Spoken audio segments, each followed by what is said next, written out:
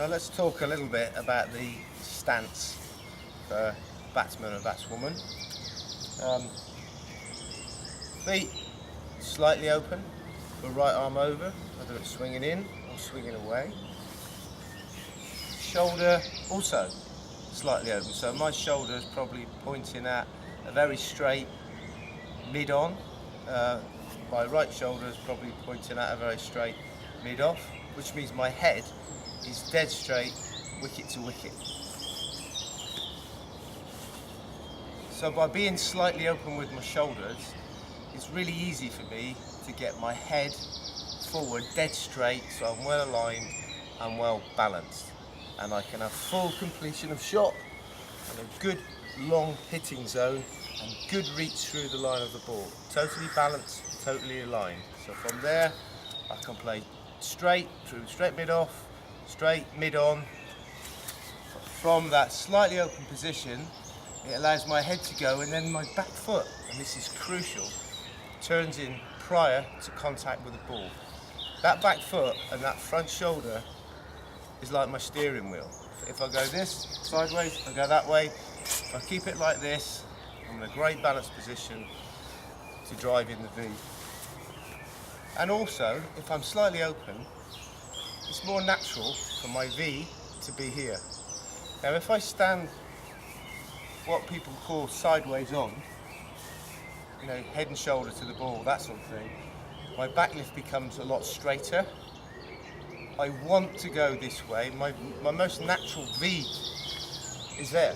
So I want to play through mid-off, extra cover or wider, which means I'm going to be going that way all the time. And I'm good, I could be good at that shot, but it does compromise the straight ball, which is why a common fault in English cricket with batters is tipping to the offside and getting blocked off, because they're always looking to play offside because they stand very sideways on.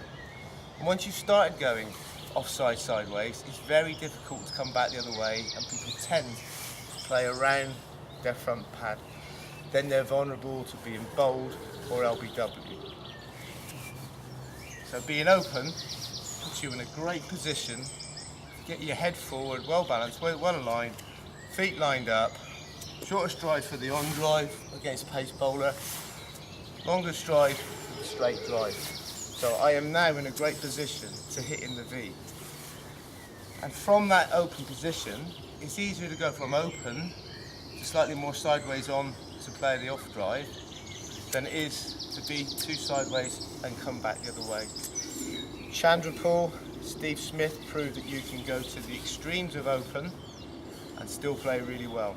Sometimes it can make it a little bit harder to drive through the offside if you are too open. If you're a top order batter, easy to leave the ball. I'll tell you why. If you're slightly open, whether it's hitting through mid-on or straight or very straight mid-off, you don't really need to turn that shoulder much. So you keep playing straight. Then if you turn the shoulder, that's your cue. You want to leave it. If you're stood like this, and you turn the shoulder to play the ones on off stump, and you turn it a bit more to play through mid-off extra cover, it's harder to find that cut-off point on when to leave the ball, because you're already starting to turn sideways. But if you're pretty much in this position, slightly open, then the minute you go to turn, you can leave the ball. That's your cue. Play straight, play straight. As soon as you turn, let it go. So it's good to be slightly open when it comes to leaving the ball, because your head's wicket to wicket, and when the ball's wide of your right eye, if you're a right-handed batsman, that's your cue to leave it. Or when you turn, that's your cue to leave it. Makes batting a lot more simple. So, just to recap, slightly open, you could get away with standing like this. This is also a good position, and a lot of players do that. It also helps you get your bat out over off stump. Anywhere from off stump to first slip, in that area is a good place to pick the bat up, because you can cover the straight ball and you can hit through mid-on, so the bat swings in a straight line. If you stand very sideways on and pick up here, if you go to get a bit excited and again want to hit a bit too hard, back goes behind you, suddenly you're getting blocked off and you're going to hit around it. You can't pick up straight and then suddenly bring it round to hit through mid-on or mid-wicket. It's too complicated. Simplicity is picking it up out over off stump, so it's straight, pretty much a straight line, hitting straight, and also as you push your head there, see how my bat's gone out there, it's also a straight line to target, or straight bat, pick it up, close the face, high elbow, hit it through mid-wicket. So it's crucial to stand slightly open and get your bat picked up between off stump or wider. Now if the bowler comes around the wicket, or it's a left arm over swinging it into me, even more important to be even more open because of the angle. So now I'm going to stand left arm, be more in this position. So again, it minimises me tipping to the offside. I can get that back foot in, turned in early. That needs to turn prior to contact with the ball, so it's turned. Now you're in a good still position, hit through it. What you don't want to do is get to here, keep it sideways, and at the last minute it turns, then we get this sort of thing going on and the foot coming out here. So left arm over, swinging it in, slightly open, head there. This is the position to get in. On drive, straight drive. And even when the ball is pitched outside off stump and you want to hit through extra cover, it's the most natural thing to do is have both laces pointing when you hit where you hit the ball, because you're balanced in the line. If you keep your shoulder round too much and your back foot stays parallel, a ball that should have been hit there ends up going through there. And if you get too sideways, you can get sucked into playing at wide balls. And again, you're going to tip to the offside, play around your front pad. Sideways means blocked off, very hard to hit straight with that leg in the way. This is the steering wheel. It helps keep your head in a good position, because if you turn that, your head goes. So I've got to keep that out of the way throughout the whole shot.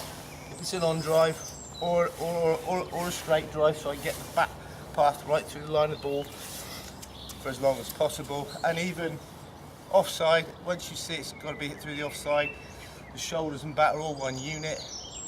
You lean in, turn, again laces lined up to where you're hitting it, and again there's nothing in the way of the backswing, no shoulder in the way, the back will go right the way through.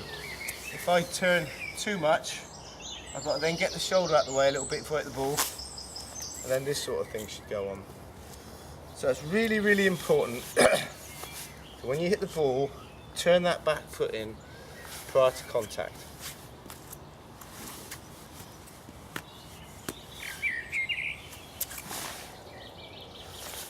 Straight drive, on drive, big full face of the bat through the line of the ball for as long as possible. On the 2020 cricket, bowlers tend to bowl more at the stumps. So if you want to be able to hit the ball back down the ground, the last thing you want is your leg in the way. So again, the sideways on sort of lures you into doing that. So again, 2020, you probably want to get your leg out of the way a little bit more. So you've got a massive hitting zone to hit through the line of the ball, or you could even pick it up over mid-wicket, or you could even rock back and pull it. Being more open gives you more options on any given delivery. That's straight, if it's on the length or back of the length. Obviously if you get a Yorker, you just got to try and dig it out. That's well bowled and that's difficult to play. One of the best practices you can do in a grooving environment is start in the set position. So that's the set position for an on drive. And then from there, you can go again to play a straight drive. You can go again to play an off drive. But it's making sure you're in the perfect position before you move. So you move perfectly, you hit the ball sweetly, and you get a good feel for it. And once you can get a feel for it and you're doing that really well, then you might go back to your stance. From your stance, try and step into that position and hit the ball. Then you might do another set position one where you step and play it. Then you might go back to your stance again and try and get into that position from your stance. So you're gluing everything together and getting a feel for it. And you'll know if it's going well because you'll be hitting most balls out the middle of the bat and they'll be going exactly where you want them to go. If in a training environment against a bowling machine where the ball's swinging into you and you know where it's going every ball, if you keep hitting it on the inside of the bat face and it shoots off over there, then you know you've got a fault. That's a complicated way of batting. In a grooving environment, you need to make sure from all angles and all swings, you're middling the ball and hitting exactly where it should go. And once you've done that, and you can do it really well, then if you want to improvise in a game and step across your crease and pick it up off your legs and do other things, that's fine. But you've got to have those hardcore basics in order first.